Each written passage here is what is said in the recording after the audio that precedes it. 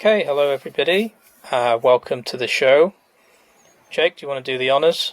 Sure. My name's Jake, And I'm Cam. and we've got issues. We've got just a couple of issues today. Great, yeah. So we're going to look at Silver Surfer Parable by Mœbius. Stan Lee wrote this, but I Okay, mean, when we discuss the writing, I've actually got some comments about that. So, yeah, um, yeah, it's a nice little study. It's a two issue series that I have the original issues of, as you can see here. yeah. I'll take Great Mazinger off there for a second, and as you can see, it was published under the original Epic imprint of Marvel back in 1988. And I'd love to comment as we go along on the differences between the issues that you have. I think you have the new editions, right? Well, I'm reading it from the 2012 collected edition. Ooh, which look at that. it's got Parable and also Silver Surfer, the Enslavers, which I don't know if you've read, but I don't think I've read that one. no. Well, I haven't read it either. I bought this purely for Parable, but yeah, let's talk about the actual book then. So, Jake, why don't you start off by I mean, this was my choice. However, you're the one who introduced me to this particular book. So, how about you let the audience know a little bit about where this came from in terms of the source material and how you came across it in the past or present. Oh, sure. Well, the source material is of course the stuff that Stan Lee and Jack Kirby created back in the 60s, which is the Silver Surfer and Galactus. Many people may know them through the Fantastic Four movies that kind of came out many years ago now. Like hard to believe. But Yeah, even before then, like um, the story of Galactus as like a world eater and his herald, that was kind of done in the late 60s in the original Fantastic Four run. And it's reprised a little bit here in a different fashion um, in this comic. As I said, it came out in 1988, many years after the 60s, but still kind of echoing some sensibilities of that. And what makes this comic really kind of cool is the fact that Stan Lee and Mœbius, the French artist, collaborated on it. And it was one of the first things that it's kind of like a crossover between like the two different cultures, like French comic culture and American comic culture. Of course, France loves its comics. It's always been very influenced by American comics. If you go to any French comic book store, if you go to their stores called Fnac in France, there is a yeah, lavish bande dessinée section where you have many different types of comics.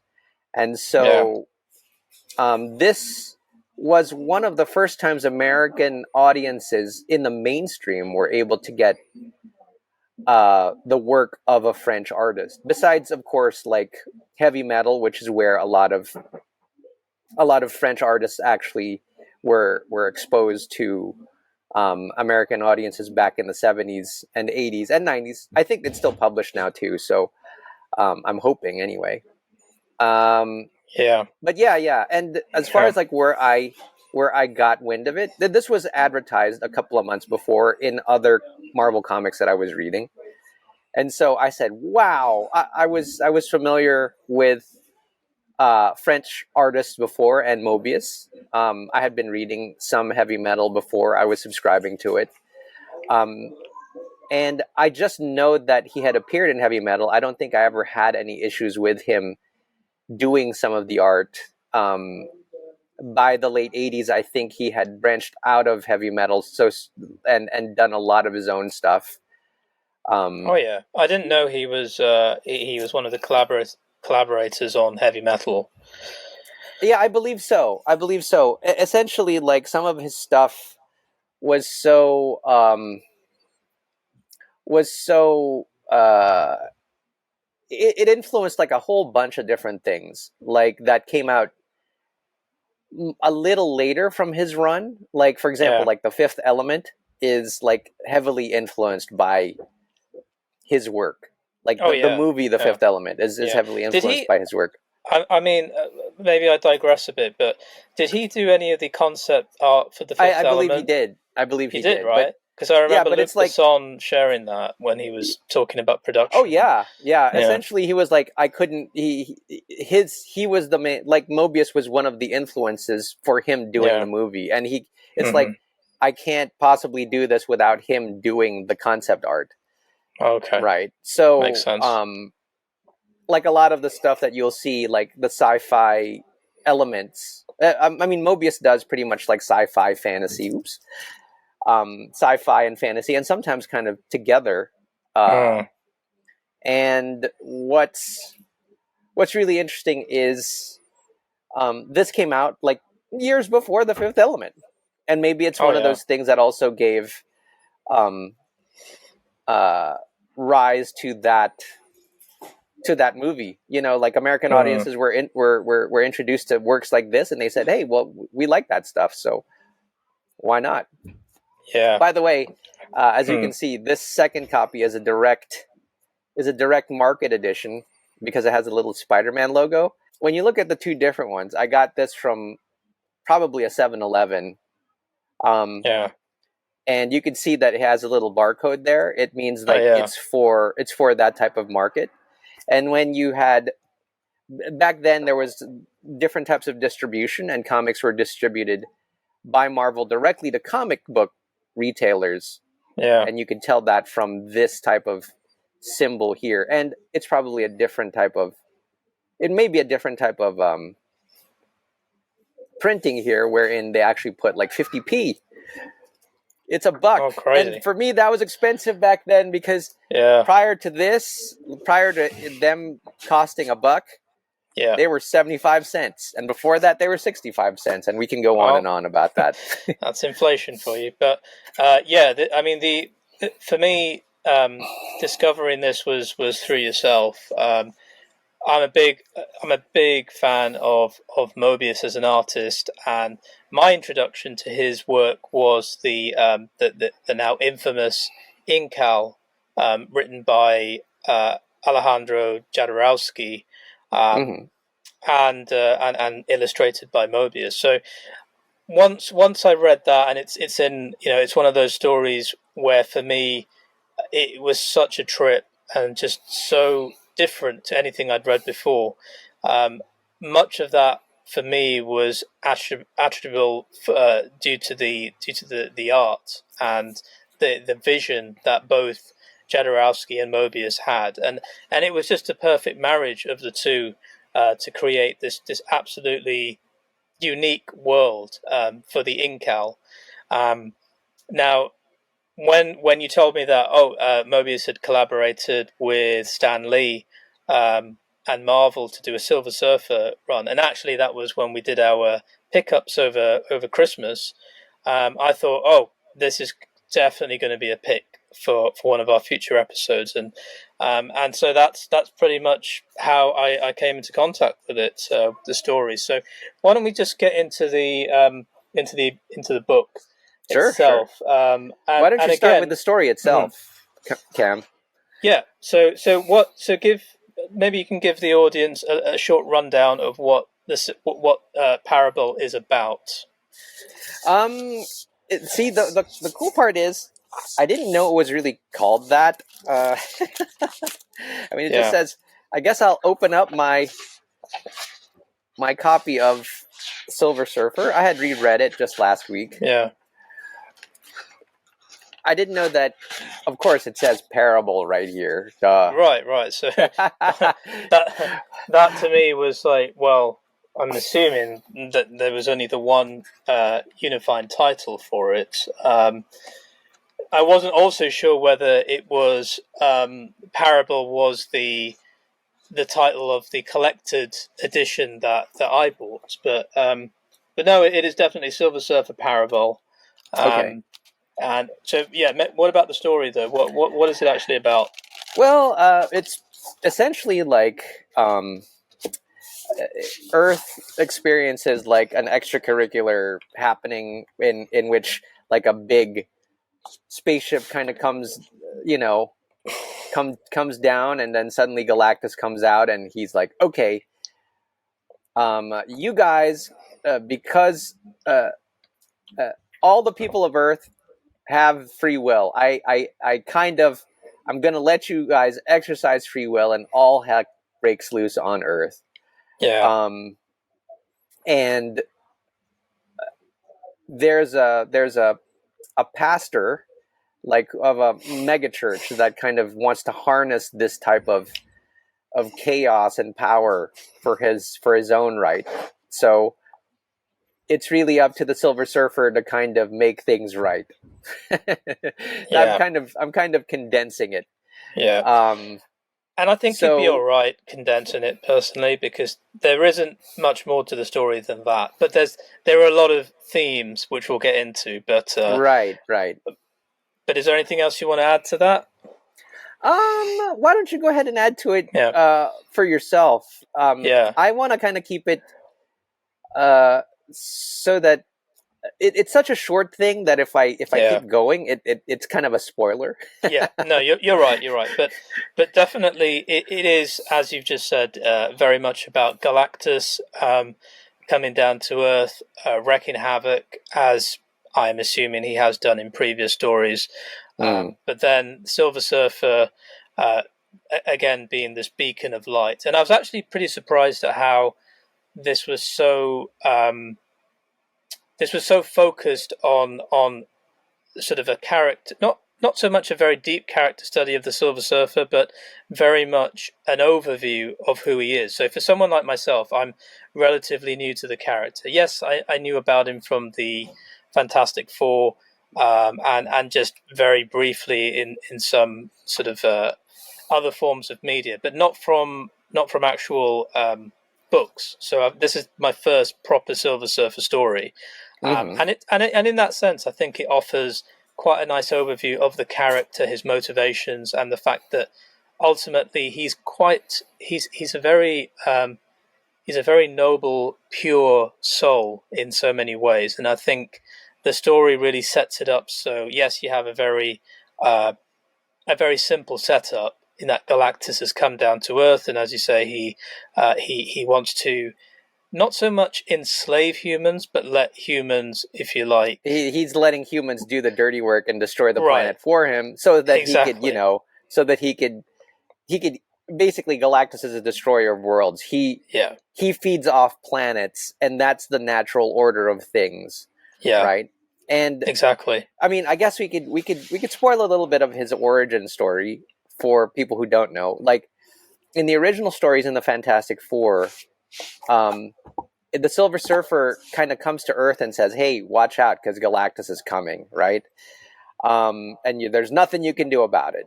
And through those original story arcs, the Silver Surfer also kind of regains a little bit of his own humanity, because he's charged with.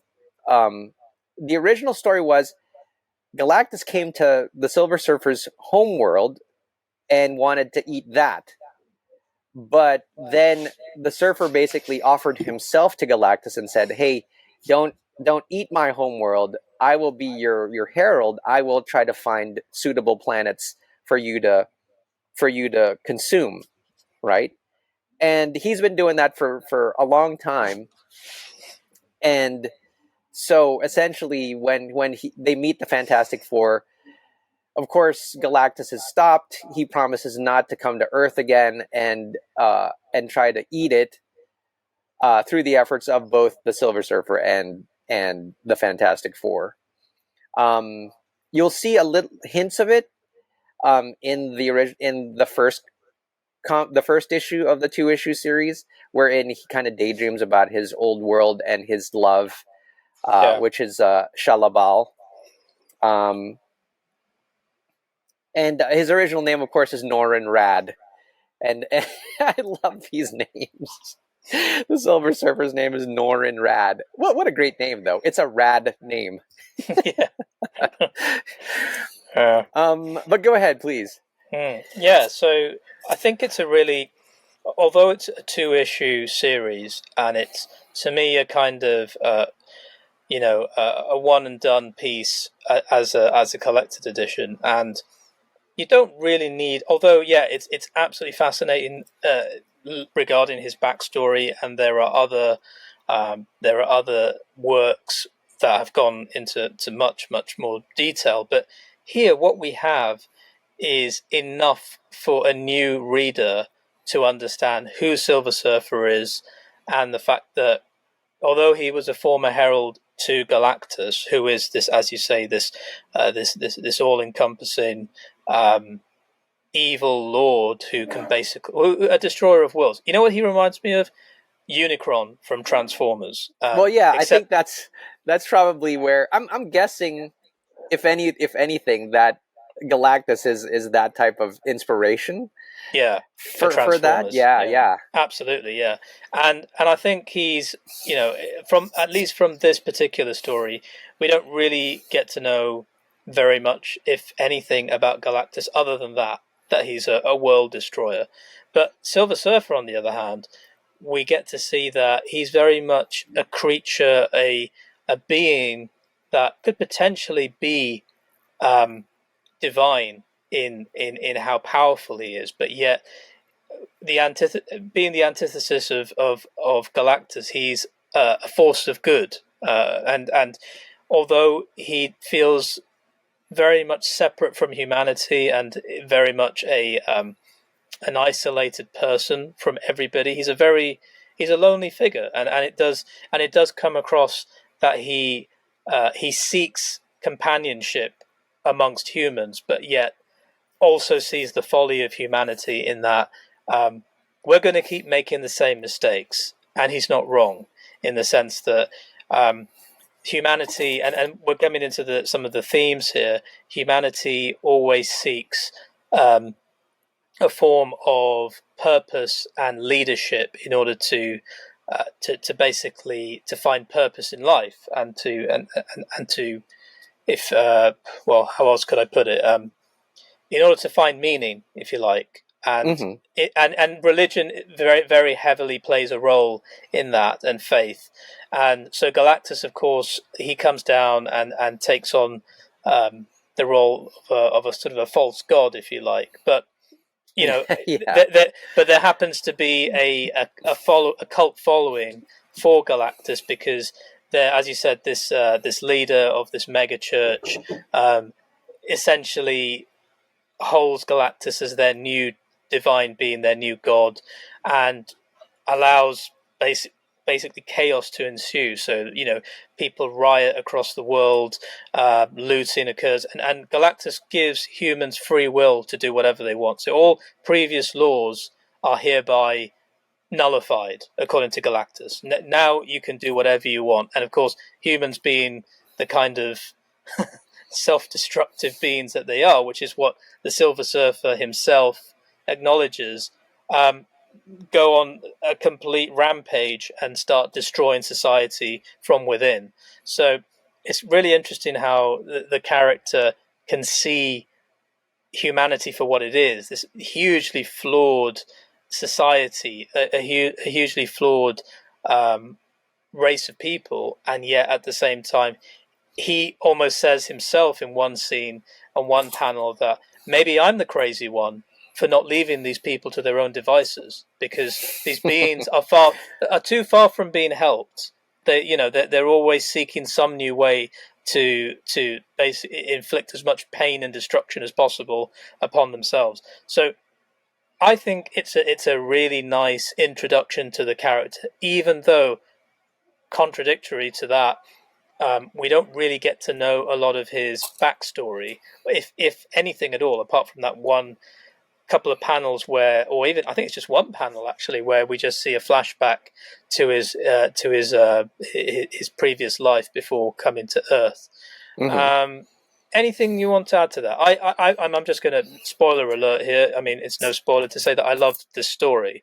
The story Hmm. was really succinct, but also very very relatable, Mm-hmm. especially given the I want to say current events in the world, but events that have unfolded time and time again, where conflict has openly claimed thousands and thousands, hundreds of thousands of lives under the name, under the pretense of faith, or under the Mm-hmm. moniker of following religions, and religions are the reason why people have hurt each other over the history of humanity. So, do you want to add anything there? Because I love this story. It's just so Yeah, good. yeah. I think for me, and I suppose we'll touch upon the story first now, and then Yeah, we'll conclude with the art in a way. yeah,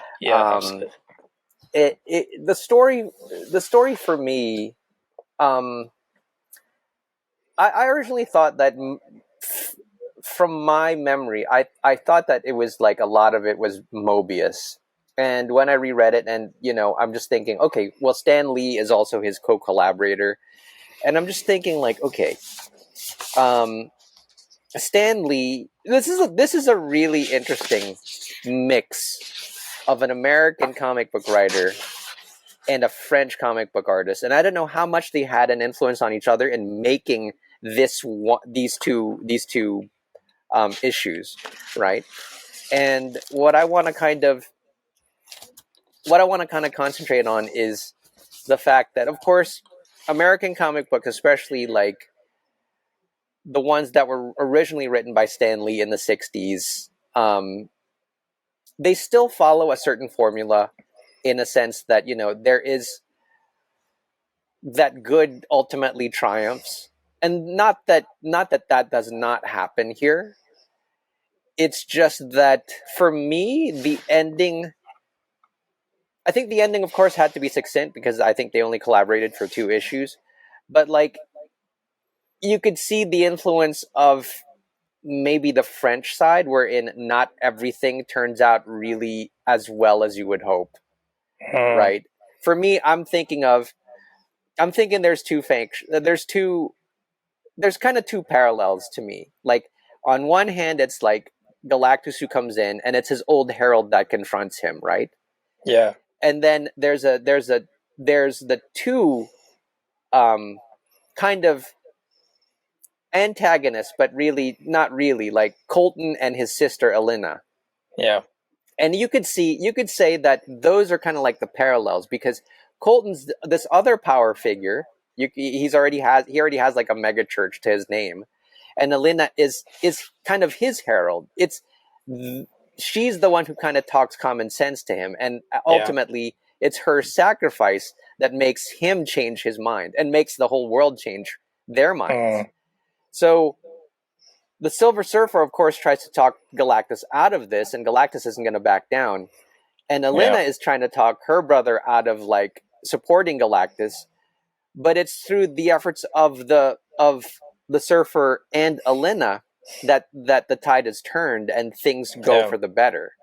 But the thing that I want to kind of that may have shocked American audiences, it certainly shocked me, was the fact that Elena doesn't come out of this alive. Yeah, You're just like, yeah, oh, come on. you know there's got to be mm, some kind of thing that happens, because yeah, from other stories, especially with Galactus, and I'm not sure if you're familiar. Galactus has come to Earth before and tries to eat it, right? And from it's not just back in the '60s. He came back to Earth to try to eat it, like, in another way. And so, um, I think with those issues, as I'm thinking of the John Byrne run on Fantastic Four, wherein he gains a new herald, um, from Earth, and I was like, that doesn't happen here, and I think when comic book readers back in the '80s were reading this, they were probably just like, okay, well, of course it's not in continuity. There's no other superheroes. It's just the Silver Surfer.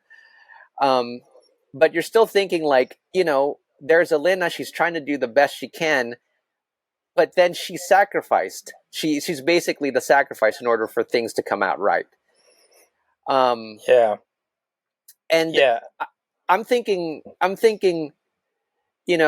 was it really kind of like was that what Stan Lee wrote? Was that what originally had to happen? Or did they kind of go like, did Mobius kind of go like, well, look, we only have really 2 issues.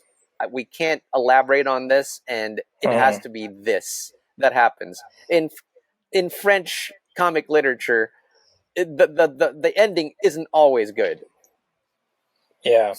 And I think with Elena's sacrifice, I'm I'm going to say that I can probably say that I agree with you in that that was probably Mobius, and only because I can see some parallels with the Incal, which obviously Jodorowsky was the writer there, but I think it was very much a collaboration in terms of the narrative. In that Mm-hmm. Mobius had some influence on the story as well, um, and I can definitely see that it's a darker tone Mm-hmm. for a Marvel. For a Marvel book, in my opinion, anyway, and in the sense it's quite melancholic. There's a definite Yeah. sadness that runs through the story, a sense of a sense of loss in the sense that the Silver Surfer is he's a very he's a tragic character, but not for the most obvious reasons. He's Mm-hmm. somebody who is very much out of his element in the sense that he has nobody to really relate with other than himself in a way. Mm-hmm. And there's one he almost comes across at one point like almost a sort of a prophetic character, um, uh, almost a reference to Christ in a way when he says, um, They know not what uh, they do. So "They yeah. know not what they do." Yes, yeah, they know Mm-hmm. not what they do, and it's almost in a way he wants to, despite knowing the futility of it all, still go out of his way to try and save humanity from themselves. And Yeah. that to me is he almost comes across as a sort of a prophetic character. Um, Oh and yeah. Yeah. Yeah. That's a which good. That's a good catch. yeah, and he's like that the whole basically his motivations are very much about selflessness. He's a selfless, very, in my opinion, very complex individual, but Mm-hmm. delivered through very little dialogue. You kind of a lot of his actions, a lot of his motivations are based on believing that there's something more that he has to do for humanity. It's not just about saving them, but making them realize that um, their free will, their ability to do good is there somewhere. And as Mm-hmm. long as that belief exists, he will continue to fight for people, for everyone, for all living creatures. And to me, he's just a really noble character. I just really, as an introduction to the character, I was immediately taken. I was like, wow, I want to know more about Silver Surfer. Okay. Well, if you are hungry for that kind of content, I'm going to point you out to the Silver Surfer series that came out after this one. I think this was actually so popular they resurrected the Silver Surfer as a series. As you can, of course, know this is only like a mini series of 2 issues, right? And Yeah, so not long after, Marvel said like, "Hey, there's a demand for Silver Surfer," and they brought in a great creative team that was originally responsible for a great run on of Batman back in the '70s. yeah, Steve Englehart and Marshall Rogers, and they did a run of Silver Surfer, wherein, well, the just to kind of set it up for you, the Silver Surfer in original Marvel continuity can't leave Earth. Basically, he's the price that he kind of paid in order for Galactus to kind of leave Earth alone is that he's gonna take care of Earth and he can't leave it. Like he physically can't leave it because Galactus puts a shield around Earth that he cannot penetrate. So he's basically like, okay, well, you care about these people so much, you stay there, okay, and learn more about it. Um, yeah. And then through all of Marvel continuity, that was until the 90s, really. That was what Silver Surfer's role was. He couldn't leave Earth, and the thing that he loved most was to surf the galaxy. That's kind of like what he learned from being a herald. He valued his freedom, Hmm. and so to continue the character arc, essentially in that series, he's set free. He's set Yeah. free to wander the galaxy again. So Yeah. I mean, I'll definitely want to check that one out, but I've also got the Dan Slott run, which a lot of people have been talking about, and I recently bought that. Haven't read it yet, but it is an origin tale. Again, a one and done run, a complete story about his again his origins and how he came to sort of leave the services of Galactus and so forth. So I'm looking forward to reading that one. But yeah, you're gonna have to tell me about it. yeah, I mean, I can when when I've actually read it, but it might be one for a future episode. But people have been really recommending that particular run. Sure, Yeah, it's been coming up on a lot of top reads from last year. But yeah, why don't we get into the artwork then? Because sure, of course sure. this is Mobius, and for many like myself, this was really the the reason I gravitated towards this particular story, especially when you pointed out that Mobius Hmm. had worked on a Marvel run. So my ears pricked up immediately. Yeah. So what do you think of the art in Okay, general? so Because let's he did just the because he did. just from the Mhm. cover, right? Yeah, Just from the cover, you could tell it is not an American. It is not an American comic book yeah, artist. In the 80s, you were just like, "Whoa, what is this?" yeah. The line So work different. is the line work is so different. He doesn't ink like a typical American comic book artist with the large black swaths of ink that you see. A lot of his ink Yeah, work is very much done with a fine line pen, yeah. or brush, right? That's his distinctive. I think his very distinctive style. His figures are very much, even from here you can see, like, the costumes are quite fantastic. Mm, Even the way that Galactus, from his original, like Kirby illustrations, looks so different. Like, the yeah. lighting is amazing.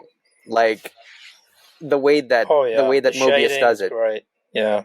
And I wanna kind of comment on, since we only have the two issues, I want to kind of comment on certain things that have been brought to my attention from an artist by the name of Jose Villarubia. He's a colorist. He's a professional colorist nowadays. And when I open this up, and the thing is, you can open up yours, right? When I Yeah. open this up, of course, sorry for the. You can see that it's printed on the old-fashioned newsprint, and you Yeah. can see the yellowing, right? And even before this was yellow, it Yeah. wasn't really totally yellow. It was slightly gray. When you kind of read this, um, it would have been originally slightly gray, and then the colors will change depending on how the paper changes through age. And the colorists back then, let me see who colored this. Colors by Mobius and John Wellington, right? So I'm not sure. I just wanted to comment on the colors mainly Yeah. because um, this gives you a certain mood to it when you read it in this type of print, in this type of paper and such. Now, if you kind of show me yours, of course it's going to look very different. Yeah. Let me just show you. Yeah. So there's also a third colorist, Paul Mounts. I've never heard of him personally, but yeah. But the paper quality I'm in this collected edition is sort of glossy. So Mm-hmm. it is. It really the colors really pop. And again, there's a lot of use of very simple pastel colors, and but then the coloring is also the shading rather really brings it all to life, as you say. The use of shadows and the line work. Can you show And me I the just first few pages? Yeah, sure. Can you see that? Yeah, that's that's pretty cool to see how different it is, just to see it Yeah. in that type of edition. Mm. You know, and I'm guessing when you have comics printed in France, right? Um, I think they had a better type of print quality. I don't think they really used in the late '80s. I'm gonna make a big guess that they didn't use this type of printing anymore, and they used higher quality printing, which meant that the colors would be able to would would be more faithful to what the artists kind of what the artist originally imagined. Okay. There's a lot of there's a lot of compromise that you have to do, because coloring on newsprint, you have the color process is very simplified. So you essentially what I'm kind of trying to get to is, I'm wondering if Mobius, when he did the colors, kind of wanted the colors to be this way on the newsprint. Did he kind of plan it that way so that it kind of affects the mood of the book that way, or was he thinking of the original printing methods that they were using in France at that time? You know? Hmm. Yeah, I couldn't really say, but as far as I can see, his particular style really suits sort of glossy, high quality paper. I mean, I'm all art benefits from better quality paper, in my opinion, but because he uses these really well, I suppose, very simple designs. They're simple, but they're also incredibly intricate in that they are they're just very otherworldly, which is why I said to you back when you first introduced this particular run to me that Mobius is such a perfect match for Silver Surfer. You know, Mm-hmm. he just brings that otherworldliness and that sense of fantasy and awe to this character, and I think he did such a good job on it. I know it's only 2 issues, but in those 2 issues, there's there's such beauty on each panel, and that's not me. That's not hyperbole. That's actually what I feel. Mm-hmm. It's just so well drawn. If I could have one criticism, and it seems to me that in our episodes, I seem to be the one who's always got a problem with something. But if I had one issue, and it's not a major issue, it is literally just nitpicking. But some of the lettering, and the lettering Oh was yeah. by Mobius and Michael Haisler. Um, some of the lettering is a little bit difficult to read, in my opinion. Mm-hmm. Sometimes it's just a bit too squashed, and um, I don't think I had the same issue with the Incal. But yeah, I mean, I don't know. Did you come across that at any point? I kind of like, well, see, the lovely part about that is the fact that I think Mobius is so used to doing mostly everything for the art, like the penciling, the inking, the coloring, and when he Yeah. does the dialogue, he'll do the lettering himself. Mm-hmm. And that's something like is the letterer is of course usually a separate job in American comic books, right?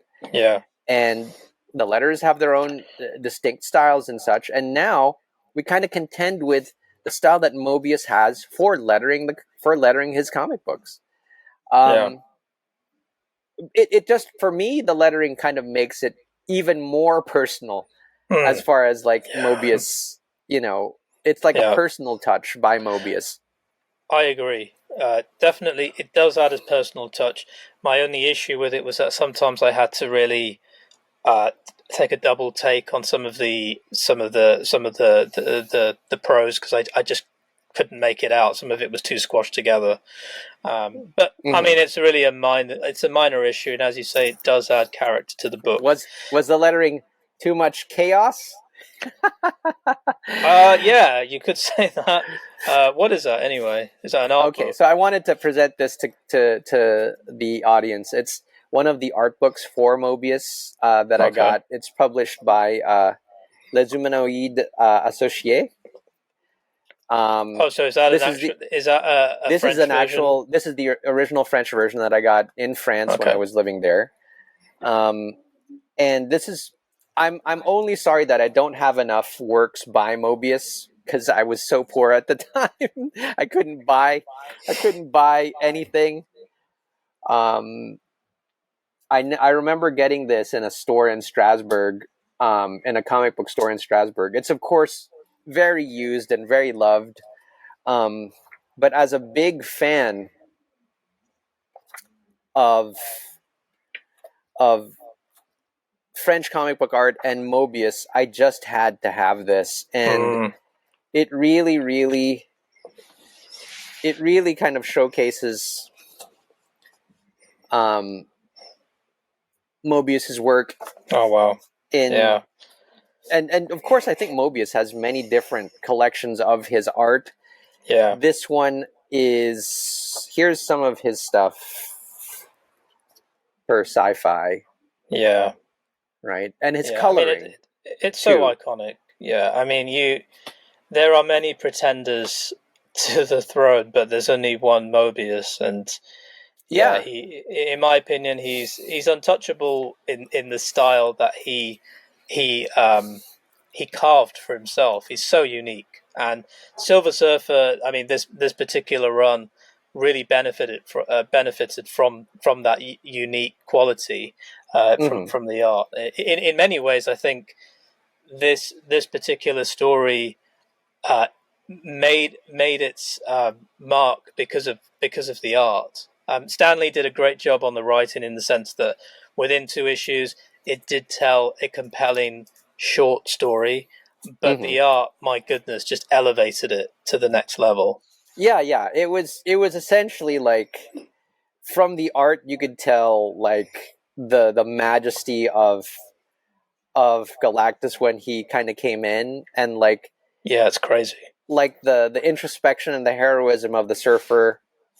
Um, it was one of those things where sometimes, but here's one thing that I did observe when I look at the art. It's like when Mobius was kind of drawing it, I think he was kind of restrained. He had to restrain himself because he had to kind of put himself back into our normal world instead of his fantastic vision of these different worlds, right? Yeah. So you could see when he's like trying to draw like normal trucks and cars and stuff, he's like, wait a second, yeah, I have to kind of stick to convention.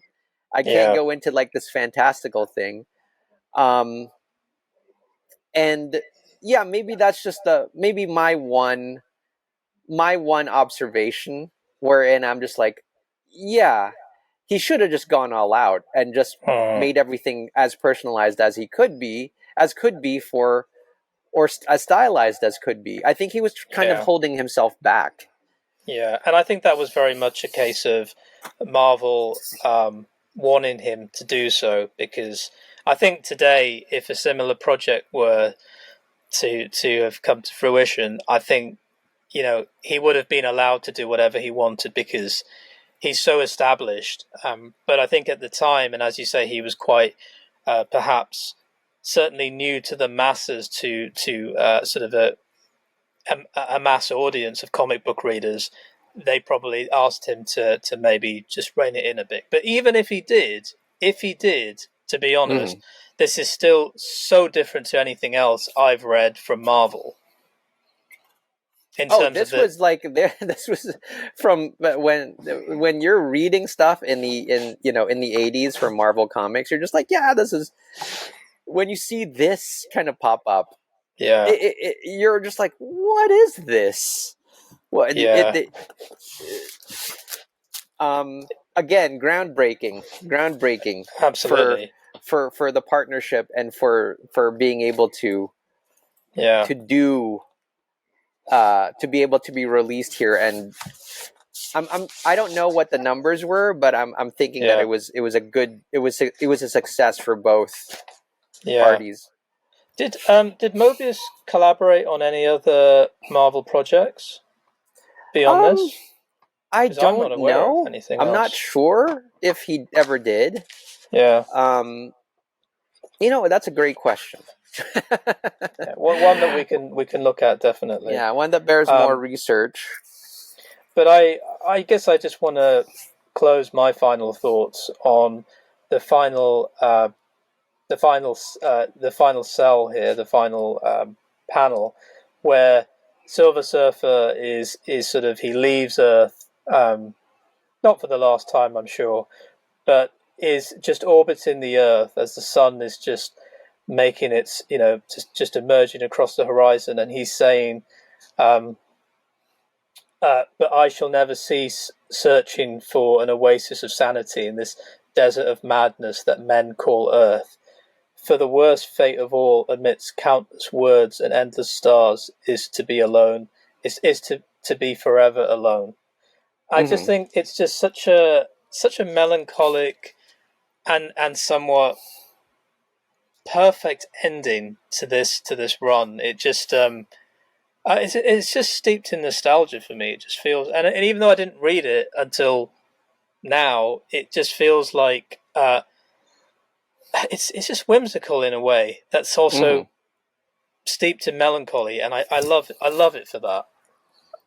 Yeah, yeah. Like speaking of nostalgia, when I was reading it, I have the the original comics are products of their time, and as I was, of course, the ads are there. Like Nice, all the ads and all the things yeah. that I was doing back then, and I was just looking at how much this really shaped me. Not Oh just the man, comic itself, seeing this nice, stuff, the advertisements of my childhood. Here's how to yeah. subscribe to Marvel, and you'll get your comics at 53 cents a copy, Jeez. 64 cents a copy if you subscribe, and they're going to send Marvel will send you the comics to your mailbox. Oh man, life before the internet, right? Good times. I mean, in the UK, right? We didn't really, as far as I remember, we didn't really have a mail order system for Marvel. I mean, as I said, I used to get. Oh, that last panel is so cool. I used to get singles at my local newsagent when I used to live in London, and I remember that flicking through them, I never really saw a. And I might be wrong because I don't have those copies anymore, but I don't recall seeing something similar to the sort of mail order subscription service that you just highlighted. I think when But Marvel was mm, when comics were distributed in the UK, they were put into yeah, a different type of format. They were put into a larger format than these were they a things larger format? here, right? Okay, They I were a didn't. larger format in the UK. Mm, The UK had better printing. They had a larger format, closer to magazine size. From what I saw, but then it could be different. yeah. It could be different. I didn't. Um, People can put down in the comments what they remember if they've ever read this stuff and they were in the UK. Yeah, What comics were like back in the 70s and 80s and 90s. yeah. I mean, as I said, I mean, I stopped buying singles probably towards the end of the '80s, maybe early '90s, but yeah, I didn't have a comparison. I didn't have access to the American editions until much later. But yeah, Mm-hmm. obviously today it's a very different scene. I was just at my local comic store yesterday, and I remember I remember thinking, I spoke to a guy who was there, just a random customer, and he was telling me when he was collecting comics back in the he said in the mid '70s. So he was an older guy, and he was saying that, oh man, I remember when I used to come in to this store. It was actually it's called. I'll put a link in the show notes, but it's called. It used to be called Nostalgia Comics. It's actually the oldest comic book shop in the UK, which I only Whoa. found out. Which I only found out yesterday, and I've been going for like 13 years to this store, right? And so this customer was telling me that he used to come and buy singles back in the single issues in the 70s and 80s, and he said, now he really regrets having sold a lot of those off. But as you Hmm. say, I mean, just tying this back to nostalgia, having these old books and flicking through them and just seeing those old ads and stuff, it takes you back to a simpler time for me. I know it sounds cliche, but I Hmm. really do. I really do miss those days. And I've said this before, but I used to go with my dad to the newsagents, and if I was well behaved, he would always let me pick a comic book, and I'd always pick a single of whatever was new at the time, and yeah, just really good times. And I think Silver Surfer, this run by Mobius and Stan Lee, just really not so much took me back to that time, because I think it's very different. It's a very different work to what I was used to growing up, but Hmm. it really did remind me of how great an artist Mobius is. As competent as the writing is, as great as the writing is from Stan Lee, I think I will always love this particular book because of Mobius. So those are my Hmm. closing thoughts. What about you? Anything you'd like to say Not before we not head out? much really. It's kind of fun to talk about these. It's kind of fun to talk about the comics back then, and like it when I reread this stuff, it takes me back um, to the times when I was discovering new things and discovering um, and kind of really appreciating the fact that the things I discovered, like Mobius from before this, was being also discovered by other American readers, and kind of seeing like, oh, okay, yeah, it's broadening everybody's horizons, um, and I'm just really glad that stuff like this is more readily available now, and that you could go into your local comic store and just kind of they'll have a work by Mobius Yeah, probably there, a volume of something that he did. Um, as and then hopefully through this webcast we'll be able to talk more about different artists from different places that have really influenced the way that we think and the way that we you know and the way that we enjoyed our yeah, reading comics. absolutely. Well, all right. Thanks everybody for watching, and Don't forget to like and subscribe, by the please way. do, please do. It really helps us out, and yeah, we'll be back with another video soon enough. So until then, take care, and I hope you're having a great day. So we'll see you soon. Ta.